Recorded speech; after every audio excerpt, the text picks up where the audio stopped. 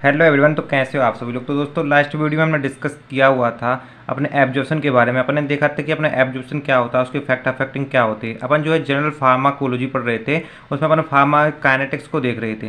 तो इस वीडियो में हम फार्माको काइनेटिक्स है उसी को आगे बढ़ाते हुए उसका जो दूसरा टॉपिक है डिस्ट्रीब्यूशन, उसी के बारे में हम यहाँ पर डिस्कस करने वाले हैं। हम बेसिकली यहाँ पर देखेंगे अपना डिस्ट्रीब्यूशन क्या होता है, एक कौन कौन से फैक्टर से अफेक्ट होता है।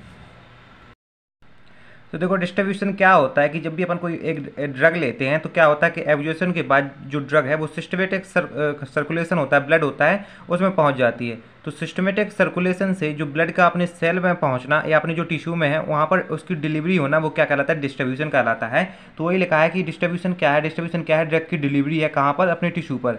तो वही लिखा हुआ कि after distribution the drug in the systematic circulation.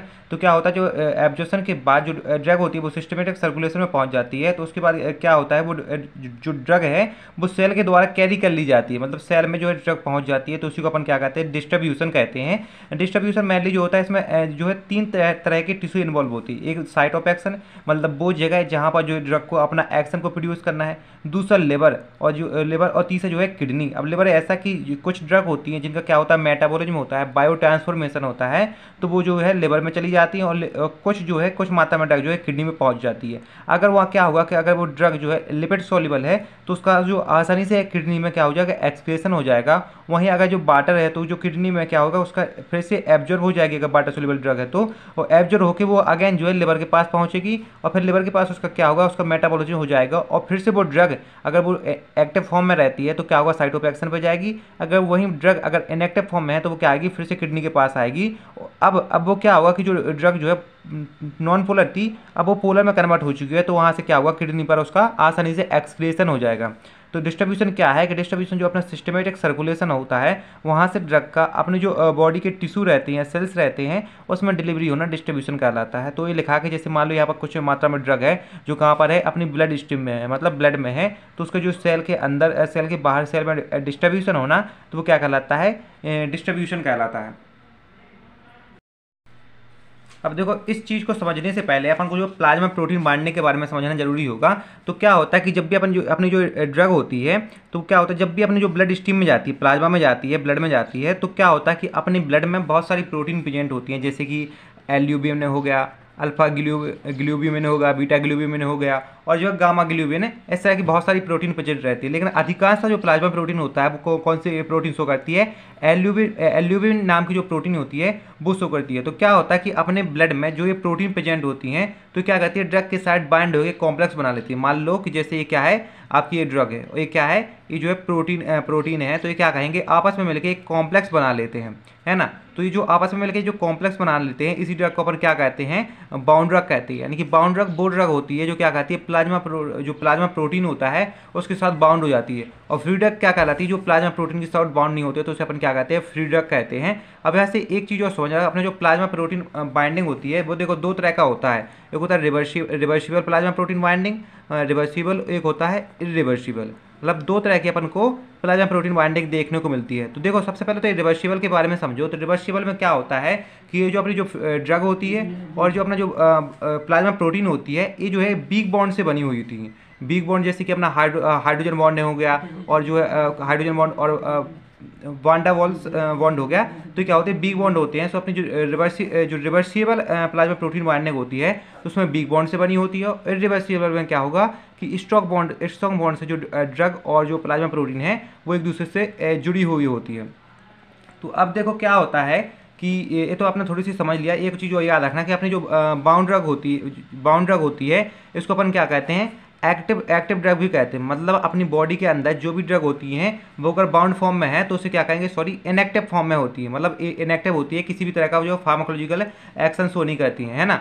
और इसको अपन क्या कहते हैं, रिजेवियर कहते हैं। इसको क्या कहते हैं, रिजेवियर कहती है। मतलब ये रिजेवियर के रूप में एक्ट करती है। इसके बारे में अपन इसका रोल क्या है इसके ऊपर आगे देखेंगे। और दूसरी ड्रग होती है जो फ्री ड्रग। ये फ्री ड्रग क्या होती है, ये एक्टिव फॉर्म में पाई जाती है। और ये अपनी बॉडी में क्या होती है कि ये जो अपनी बॉडी में हर जगह जाके एक्शन को प्रोड्यूस करती है। मतलब जो अपनी बॉडी में फार्माकोलॉजिकल एक्शन होता है वो कौन सी ड्रग प्रोड्यूस करती है, फ्री ड्रग करती है ना। अब देखो यहाँ पर जो होता है रिवर्सिबल और इरिवर्सिबल के बारे में आप समझ लिया। अब यहाँ पर देखो जो बाउंड ड्रग और फ्री ड्रग के बारे में देखो थोड़ा सा समझो। कि जो अपनी जो फ्री ड्रग है, ये फ्री यहाँ पर थोड़े से यहाँ पर जाओ, रिवर्सिबल इरिवर्सिबल में आओ कि अपनी जो इरिवर्सिबल है ये क्या कहती है, इरिवर्सिबल जो ड्रग होती है एब्जॉर्प्शन के बाद क्या होता है, जो प्लाज्मा प्रोटीन के साथ बाइंडिंग हो जाती है, तो उसके बाद क्या होता है, जो इरिवर्सिबल ड्रग होती है ये किसी भी तरह का डिस्ट्रीब्यूशन को शो ही नहीं करती है। यहाँ पर जो भी ड्रग जो रिवर्सिबल प्लाज्मा प्रोटीन बाइंडिंग बनाती है वो डिस्ट्रीब्यूशन को शो नहीं करती है, और जो रिवर्सिबल है वो ड्रग क्या करती है, डिस्ट्रीब्यूशन और एब्जॉर्प्शन दोनों को शो करती है। अब ऐसा क्यों होता है इसके बारे में भी अपन थोड़ा सा इसको समझते हैं।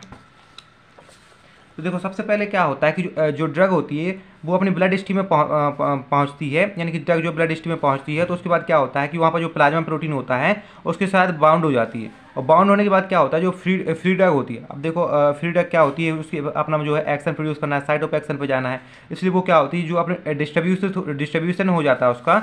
और क्या होता है, ये डिस्ट्रीब्यूशन कब तक होता रहता है इसका ड्रग का, कि जब तक भी अपने जो प्लाज्मा है और अपने सेल है उसके दोनों में जो ड्रग की मात्रा है वो इक्वल ना हो जाए। मतलब अपना जो प्लाज्मा है मतलब ब्लड है उसमें अगर ड्रग है, अगर 5 mg प्रेजेंट है तो अपने सेल के अंदर भी 5 mg प्रेजेंट होना चाहिए, मतलब दोनों जगह जो है इक्वल हो जाए। तो तब तक जब तक अगर इक्वल नहीं है तो क्या होगा, ड्रग का जो है डिस्ट्रीब्यूशन होता रहेगा, इक्वल होते ही डिस्ट्रीब्यूशन क्या होता है, रुक जाता है।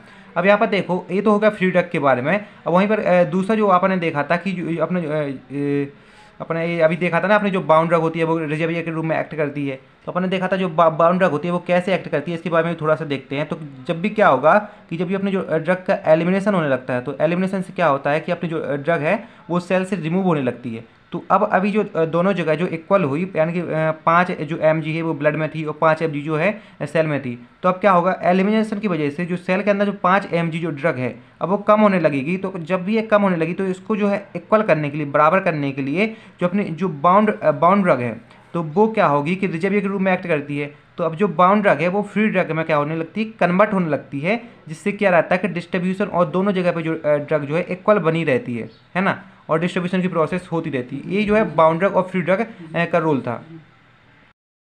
अब अपन देखते हैं कि अपना जो डिस्ट्रीब्यूशन होता है एक कौन कौन से फैक्टर पे अफेक्ट करता है। तो बेसिकली यहाँ पर जो है 4 फैक्टर हैं। सबसे पहला फैक्टर वो है लिपोफिलिसिटी। लिपोफिलिसिटी ऐसी देखो मैंने बताया भी था कि अपने जो सेल होती हैं, ठीक है, उसकी जो सेल मेम्ब्रेन होती है वो कैसी होती है, लिपिड सॉल्युबल नेचर की होती है, क्योंकि जो है फॉस्फोलिपिड की बनी हुई होती है। तो अपने देखा था जो अपने लिपिड होता है वो क्या होता है, उसमें जो लिपोइडल मैट्रिक्स नाम का एक फ्लूइड प्रेजेंट रहता है, जिससे क्या होता है अपना जो लिपिड है वो जो है लिपिड मतलब अपना जो सेल है वो लिपिड सॉल्युबल बना रहता है। तो क्या होता है अपने देखा था कि जब एब्जॉर्प्शन होता है तो जो अपने लिपिड सॉल्युबल ड्रग है वो क्या रहती है, अपने सेल मेम्ब्रेन को इजीली क्रॉस कर जाती है। तो ऐसे यहाँ पर डिस्ट्रीब्यूशन में होता है कि जब भी अपने जो प्लाज्मा रहता है, ब्लड रहता है, तो उससे क्या होता है डिस्ट्रीब्यूशन होता है ना, तो जो लिपिड सॉल्युबल ड्रग रहती है वो सेल के अंदर जो ईजिली से क्या होती है, डिजॉल्व हो जाती है, क्योंकि उसके अंदर जो है लिपोइडल मैट्रिक्स पाया जाता है, क्योंकि वो लिपिड सॉल्युबल नेचर की होती है। इसलिए जो लिपिड सॉल्युबल ड्रग है वो ईजिली क्या होती है, डिजॉल्व हो जाती है, और जो है डिस्ट्रीब्यूशन जो है लिपिड सॉल्युबल ड्रग का ज़्यादा होता है। तो अपन कह सकते हैं कि लिपोफिलिसिटी क्या है कि जो है डायरेक्टली प्रोपोर्शनल होती है डिस्ट्रीब्यूशन के, मतलब जितनी ज़्यादा लिपिड सॉल्युबिलिटी होगी उतनी ज़्यादा क्या होगा, डिस्ट्रीब्यूशन अपन को देखने को मिलेगा। दूसरा है जो ब्लड फ्लो। तो ब्लड फ्लो में ऐसा समझो कि अपने देखा था कि जो ब्लड फ्लो होता है वो डायरेक्टली प्रोपोर्शनल होता है डिस्ट्रीब्यूशन के। तो इसका ऐसा समझो कि जिस भी ऑर्गन पे जहाँ पर जो है क्या होगा, ब्लड फ्लो ज़्यादा होगा तो वहाँ पर क्या होगा, डिस्ट्रीब्यूशन ज़्यादा देखने को मिलेगा, क्योंकि वहाँ पर जो है ड्रग जो है जल्दी पहुँच रही होगी ना, और जहाँ पर ब्लड फ्लो कम होगा वहाँ पर डिस्ट्रीब्यूशन कम देखने को मिलेगा। जैसे कि अपने एग्जाम्पल से समझो कि जैसे अपना जो ब्रेन होता है तो ब्रेन में क्या होता है, ब्लड फ्लो बहुत ज़्यादा होता है ना, तो ब्लड में क्या होता है कि जो अपनी ड्रग है उसका डिस्ट्रीब्यूशन भी बहुत जल्दी होता है। वहीं अगर देखा जाए तो अपनी स्किन, तो स्किन में क्या होता है कि ब्लड फ्लो बहुत धीमे होता है, इसलिए जो स्किन में जो अपने ब्रेन के कंपेयर में डिस्ट्रीब्यूशन जो है कम देखने को मिलता है। तो वही यहाँ पर लिखा हुआ है कि some organ such is brain received more blood flow than skin, यानी कि जो क्या होता है कि अपने ब्रेन में जो ब्लड फ्लो ज़्यादा होता है कंपेयर टू स्किन की, इसलिए अपन कह सकते हैं कि जो अपने ब्रेन में जो डिस्ट्रीब्यूशन ज़्यादा होता है और स्किन में डिस्ट्रीब्यूशन कम होता है। मतलब कि अपना जो ब्लड फ्लो है वो डायरेक्टली प्रोपोर्शनल होता है डिस्ट्रीब्यूशन के। यहाँ पर अभी याद रखना कि अपने लिपोफिलिसिटी में भी अगर इंक्रीज करते हैं तो डिस्ट्रीब्यूशन बढ़ता है, और ब्लड फ्लो इंक्रीज करते हैं तो भी अपने क्या होता है, डिस्ट्रीब्यूशन बढ़ता है। अब अपना जो चौथा फैक्टर दिया गया है वो कैपिलरी परमिएबिलिटी। तो अब कैपिलरी परमिएबिलिटी है, इसको भी थोड़ा सा यहाँ पर समझो कि कैपिलरी परमिएबिलिटी जैसे कि मान लो अपनी एक कैपिलरी है, कैपिलरी क्या होती है, कैपिलरी वो होती है जिसमें अपना जो है क्या है, ब्लड जो है फ्लो हो रहा होता है। तो तब समझो कि जितनी इसकी साइज क्या होगी, ज़्यादा होगी, तो उतनी ज़्यादा ब्लड फ्लो बहेगा, और जितना ज़्यादा ब्लड फ्लो बहेगा तो उतनी क्या होगा, डिस्ट्रीब्यूशन होगा। वहीं अगर इसकी साइज इतनी कम रही तो इसमें कम ब्लड फ्लो होगा, तो कम डिस्ट्रीब्यूशन होगा, क्योंकि ये जो कम ड्रग जो एक टाइम में पहुंच रही है, और जितनी ज़्यादा कैपिलरी साइज होगी तो उतनी ज़्यादा डिस्ट्रीब्यूशन होगा। तो इतना समझना कि जो कैपिलरी साइज है वो डिस्ट्रीब्यूशन के डायरेक्टली प्रोपोर्शनल होता है। मतलब कैपिलरी साइज इंक्रीज करने से क्या होता है, अपना डिस्ट्रीब्यूशन इंक्रीज होता है। और आप देखो एक चीज़ और समझो, एक नया वर्ड आया है जंक्शन। तो इस सब को समझो कि जंक्शन क्या होता है। देखो जंक्शन वो जगह होती है जहाँ पर क्या होता है, दो या दो से अधिक जो चीज़ होती है एक दूसरे से आपस में जुड़ती हैं। तो जंक्शन कैपिलरी में वो आएगा, जैसे कि मान लो अपनी ये कैपिलरी है, और यहाँ पर मान लो जैसे अपनी कैपिलरी जा रही हो, यहाँ पर मान लो कोई दूसरी कैपिलरी यहाँ पर जुड़ जाए, यहाँ पर दूसरी कैपिलरी जुड़ी हुई है, यहाँ पर दूसरी कैपिलरी यहाँ पर इस तरह से जुड़ी हुई है, यहाँ पर कैपिलरी जुड़ी हुई है। तो अपन कह सकते हैं कि ये वाली जो जगह है, ये वाली इसको अपन क्या कहेंगे, जंक्शन है। तो अगर मान लो कि जिस भी कैपिलरी में जितने ज़्यादा जंक्शन प्रेजेंट होंगे ना, तो उतने उसका डिस्ट्रीब्यूशन कम होगा।